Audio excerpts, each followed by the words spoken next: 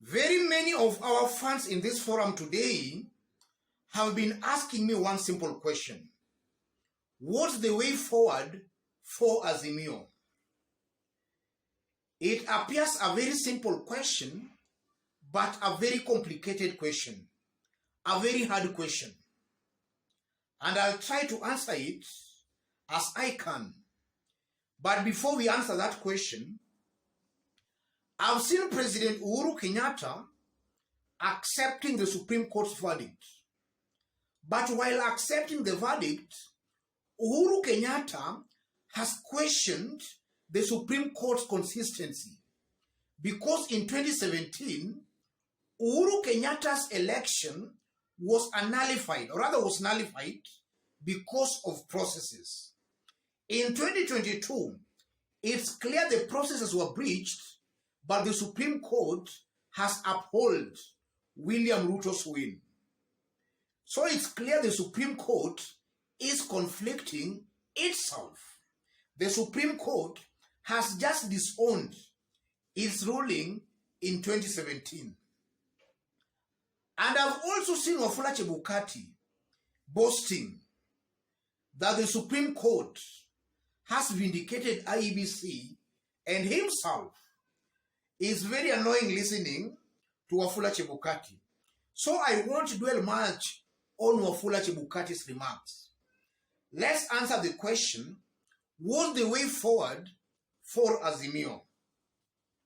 Before we answer the question, in case you are watching us for the very first time, subscribe, give this video a like.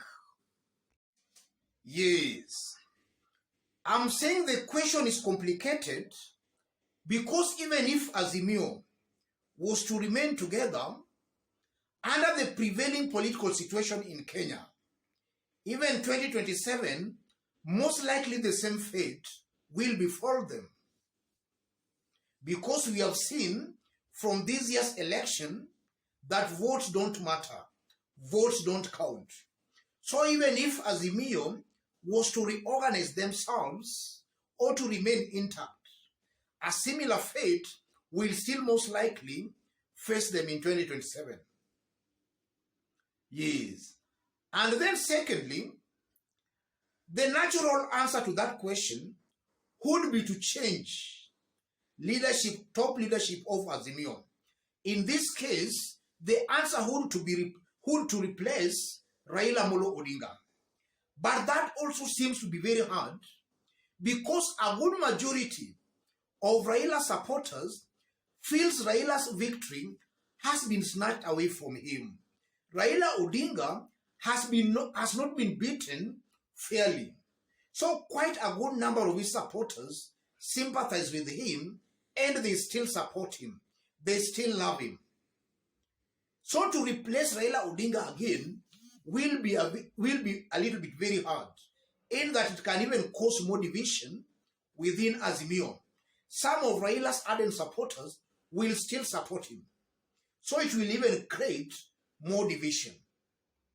And then I'm also saying it's hard because also from past events, we have also seen that Raila Odinga at times is seen to be cornered, to be finished politically.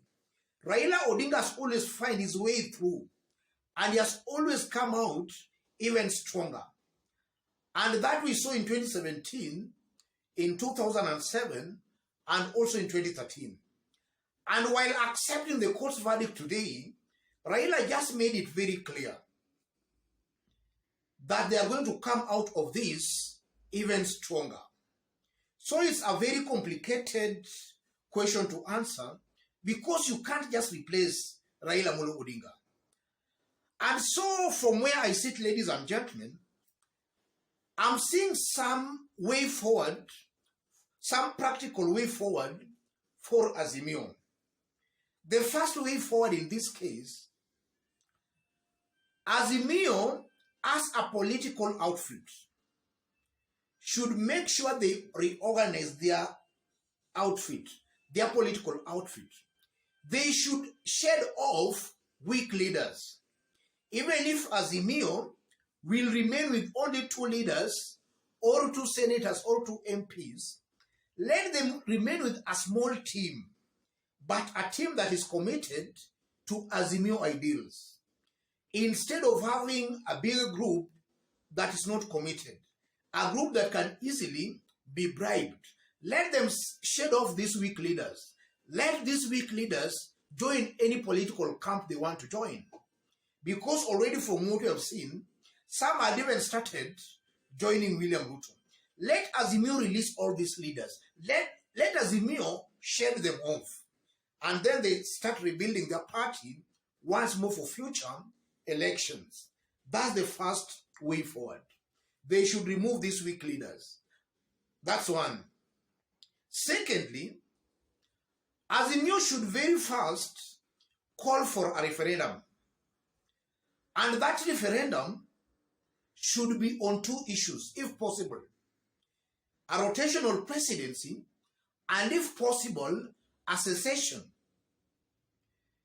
Let Azimio call for that kind of a referendum.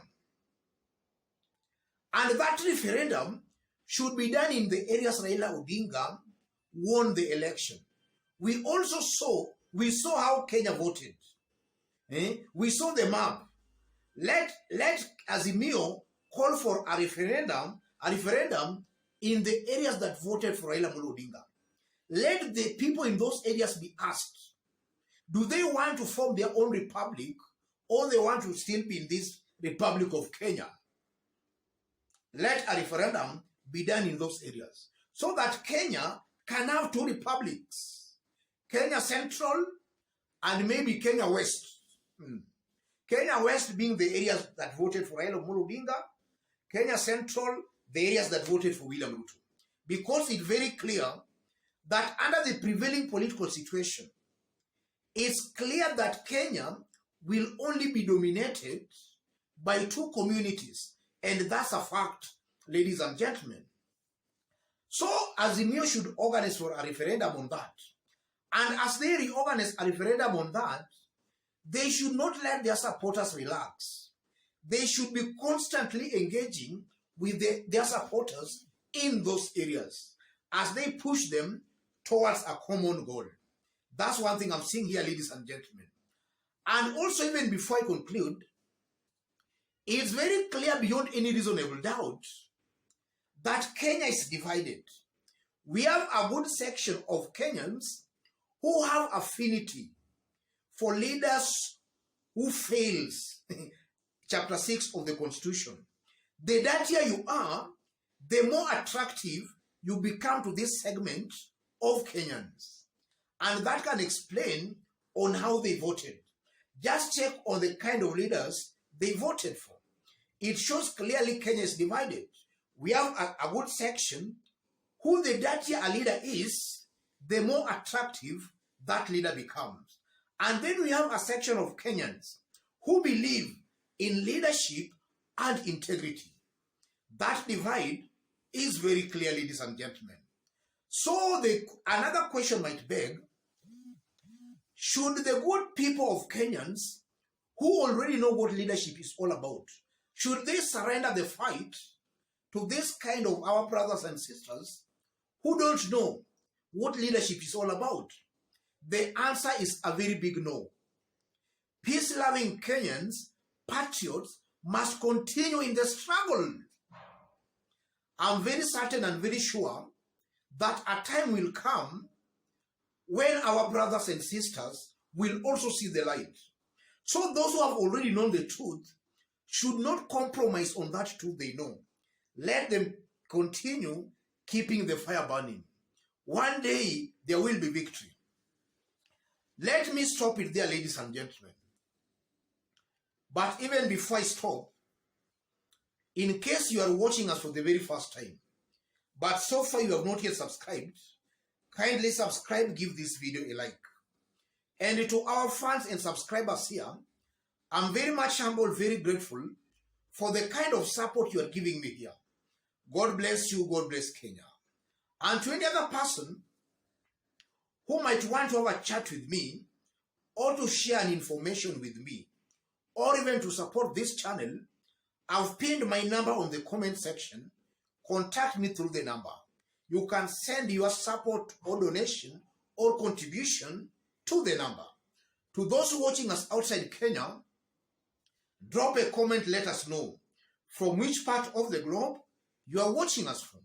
And if possible, subscribe, give this video a like. Thank you, God bless you, God bless Kenya. Let's meet in our next analysis.